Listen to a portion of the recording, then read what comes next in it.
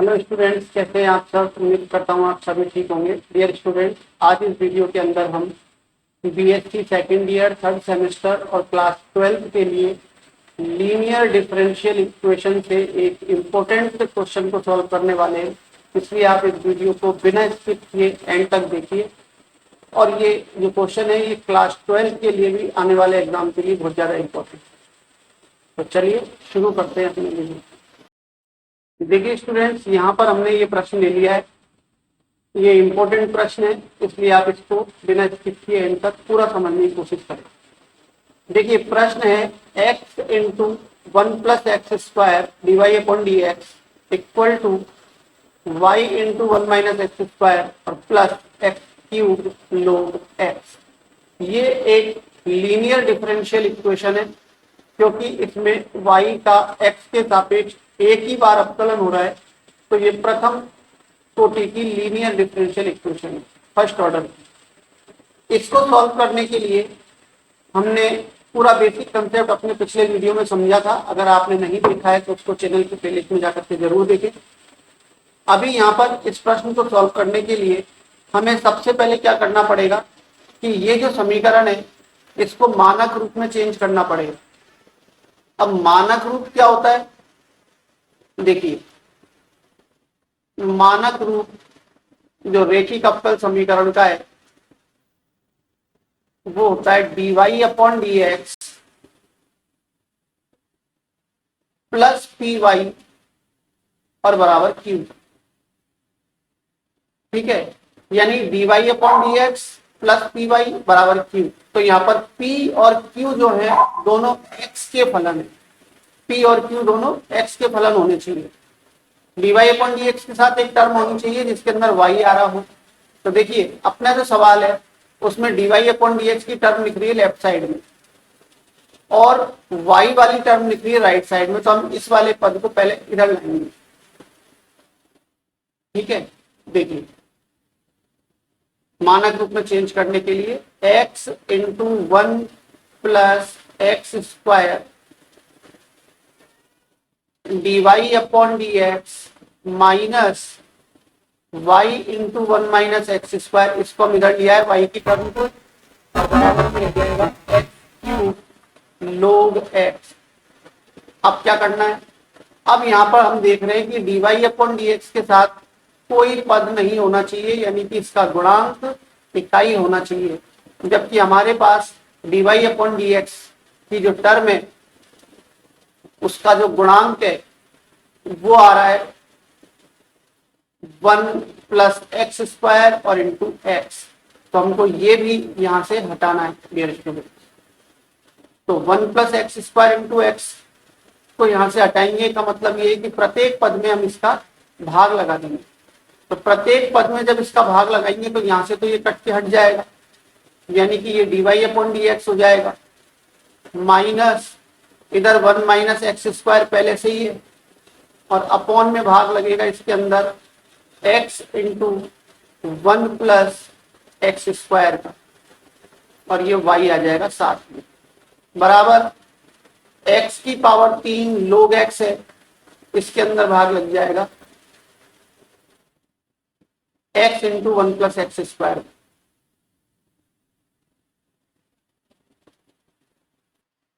अब इसकी तुलना मानक रूप से करते हैं तो यहाँ पर p और q की वैल्यू हमारे पास आ जाएगी। तो अगर हमने तुलना करी तो p बराबर क्या होगा, देखिए मानक रूप में y का गुणांक p है। तो हमारे पास जो y का गुणांक है वो पूरा p हो जाएगा, यानी कि -1-x² upon x into 1+x²। ये p का मान हो गया।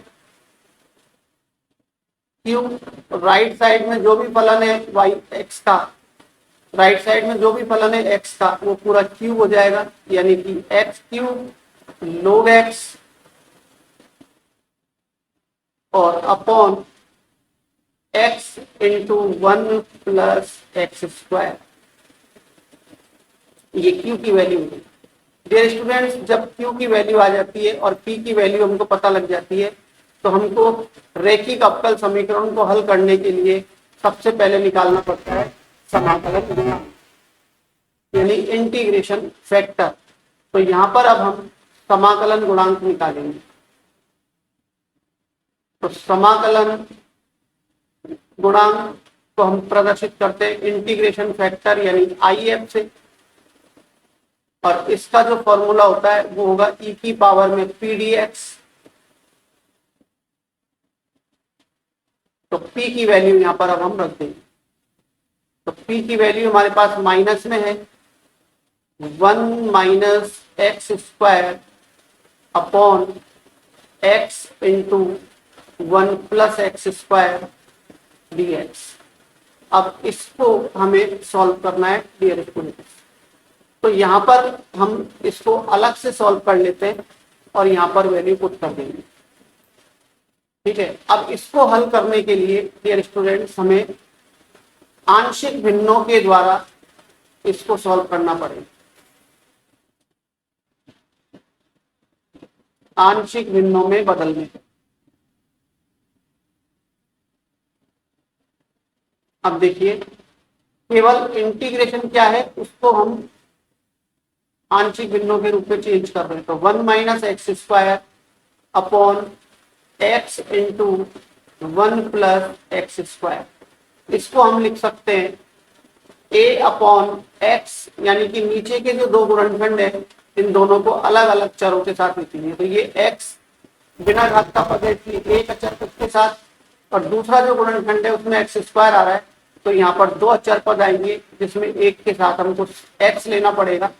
तो bx प्लस सी के अपॉन में 1 प्लस एक्स स्क्वायर हमने लिख दिया।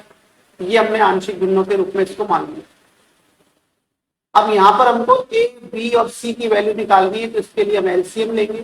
तो दोनों तरफ का LCM x into 1 plus x square आ जाएगा। तो एलसीएम को सॉल्व करने के बाद हमारे पास आएगा 1 माइनस एक्स स्क्वायर बराबर a का गुणा हो जाएगा 1 प्लस एक्स स्क्वायर से, प्लस bx प्लस c का गुणा हो जाएगा x के साथ। अब इस इक्वेशन से हमको वैल्यू निकालनी है a, b और c। तो हम यहाँ पर अगर x बराबर 0 रखते हैं, इसके अंदर x बराबर 0 पर क्या वैल्यू आएगी? देखिए, x की जगह जब 0 करेंगे तो ये सेकंड टर्म पूरी 0 हो जाएगी। इधर x को 0 कर देंगे तो ये एक्स स्क्वायर 0 हो जाएगा, यानी केवल a बचेगा, और इधर एक्स स्क्वायर 0 हो जाएगा यानी 1 बचेगा। तो a की वैल्यू कितनी आ जाएगी डियर स्टूडेंट? 1 आ जाएगी। ठीक है, अब बाकी रह गए हमारे पास b और c। तो b और c की वैल्यू निकालने के लिए अब हमको क्या करना पड़ेगा? गुणांकों की तुलना करनी पड़ेगी। तो हम सबसे पहले एक्स स्क्वायर के गुणांक की तुलना करते हैं। तो एक्स स्क्वायर का गुणांक देखेंगे लेफ्ट और राइट साइड के अंदर कि कितना कितना है, उससे मान निकालेंगे।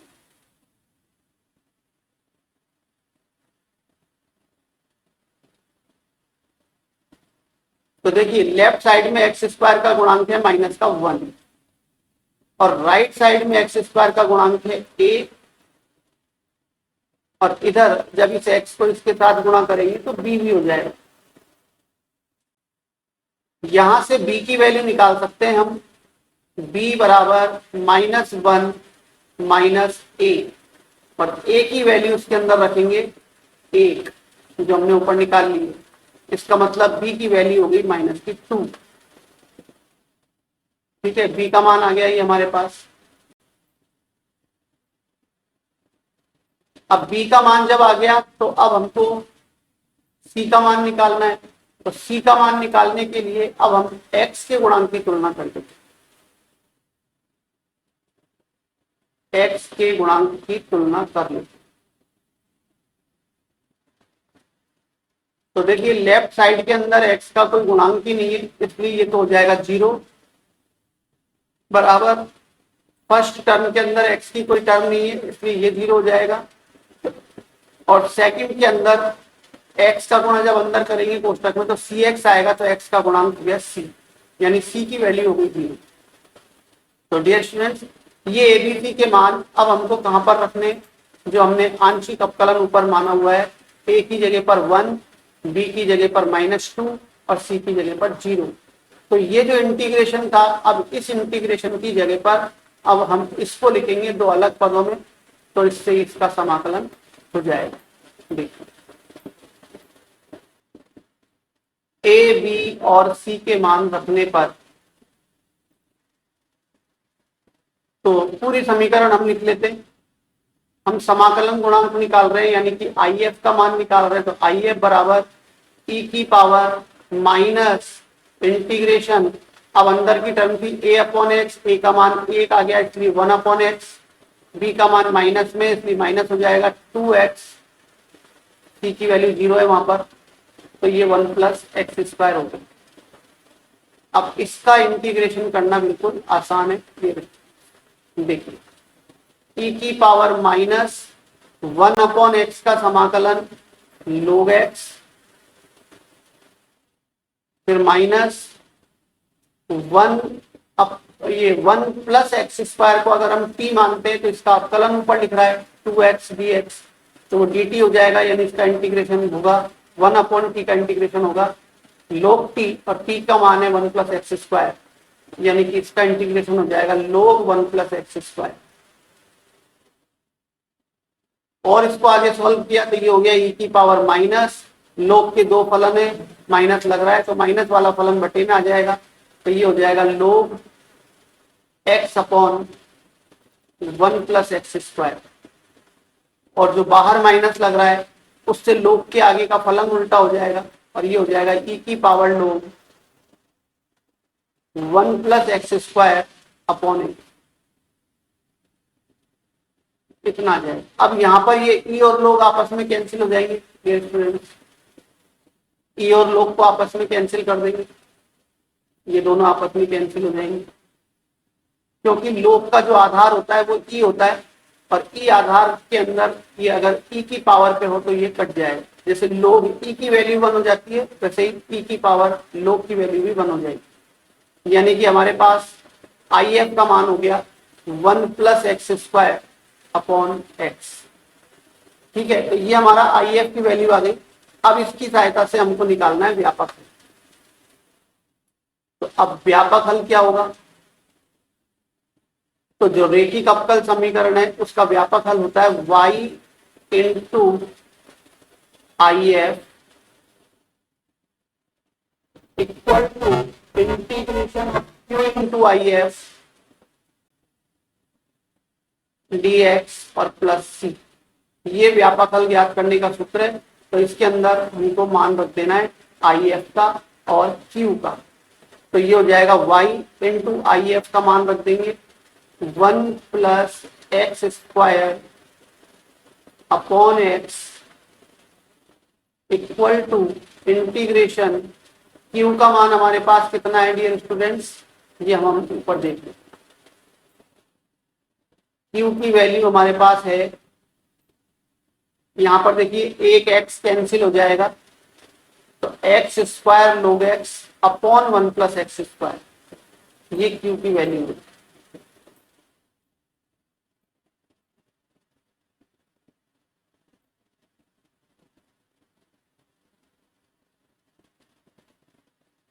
तो ये हो गया एक्स स्क्वायर लोग x upon 1 plus x square, ये तो q का मान है, इंटू आई एफ का मान 1 plus x square upon x, फिर ये dx और प्लस सी। अब यहां पर क्या होगा, 1 प्लस एक्स स्क्वायर कैंसिल हो जाएगा, ये 1 प्लस एक्स स्क्वायर से ये 1 प्लस एक्स स्क्वायर कैंसिल, ठीक है, और x से ये ऊपर वाला ये एक x कैंसिल, क्या क्या बचेगा, तो अब हमारे पास बचेगा इंटीग्रेशन के अंदर x log x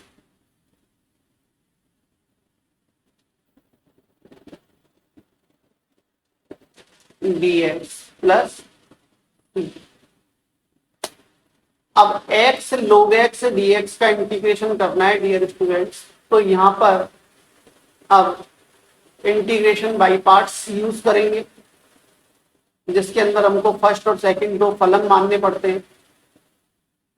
तो अब यहाँ पर दो फलन फर्स्ट और सेकंड मानेंगे, तो वो कौन कौन से होंगे? यहाँ पर जो x है ये एल्जेब्रिक फंक्शन है, और log x लघुगणकीय फलन है, लॉगरिथम है ना। तो आइलेट वाला एक नियम होता है, आइलेट नियम के हिसाब से log x तो हो जाएगा फर्स्ट और x हो जाएगा सेकंड। ये हमने 12th क्लास में बहुत बार किए, फर्स्ट और सेकंड फलन मान करके इंटीग्रेशन। तो इसका फॉर्मूला जो होता है वो मैं यहाँ पर लिख रहा हूं।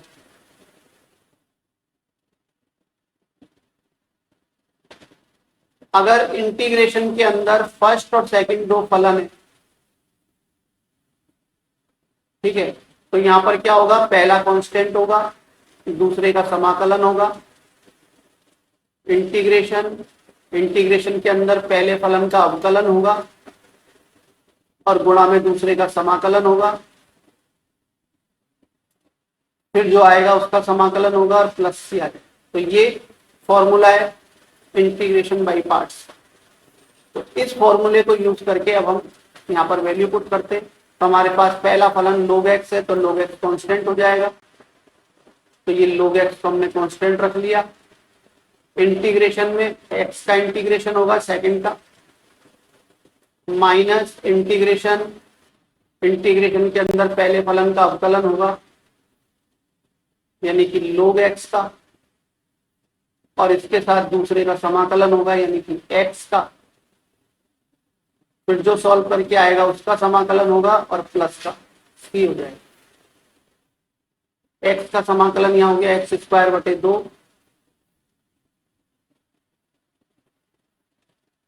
log x कांस्टेंट के रूप में रह जाएगा, ऐसा का ऐसा ही, माइनस इंटीग्रेशन log x का अवकलन 1/x इंटू x का समाकलन एक्स स्क्वायर बटे 2 dx और प्लस सी। अब इसका फिर से इंटीग्रेशन करते हैं।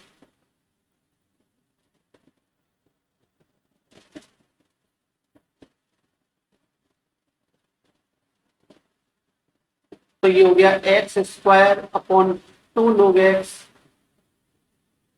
माइनस एक x कैंसिल हो जाएगा, तो x बचेगा, यानी कि x का ही समाकलन करना है। तो x का समाकलन एक्स स्क्वायर बटे 2 आएगा, और 2 पहले से ही है, तो ये हो जाएगा एक्स स्क्वायर बटे 4 प्लस सी। ठीक है, तो बराबर में हमारे पास क्या चल रहा है? y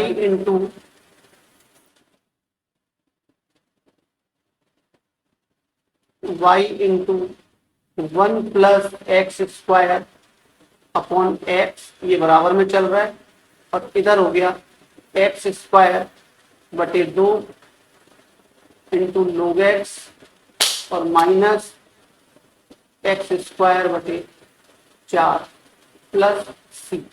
तो ये इसका सॉल्यूशन हो जाएगा डियर स्टूडेंट।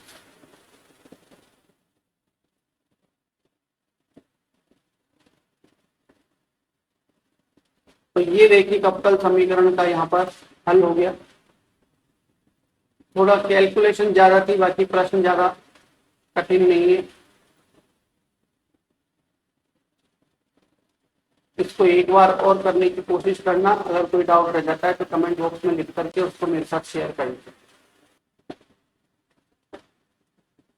अगर इस वीडियो को देख करके कुछ भी सीखने को मिला हो तो चैनल को जरूर सब्सक्राइब करें, लाइक करें और वीडियो को शेयर करें। फिर मिलते हैं नेक्स्ट वीडियो पर। धन्यवाद।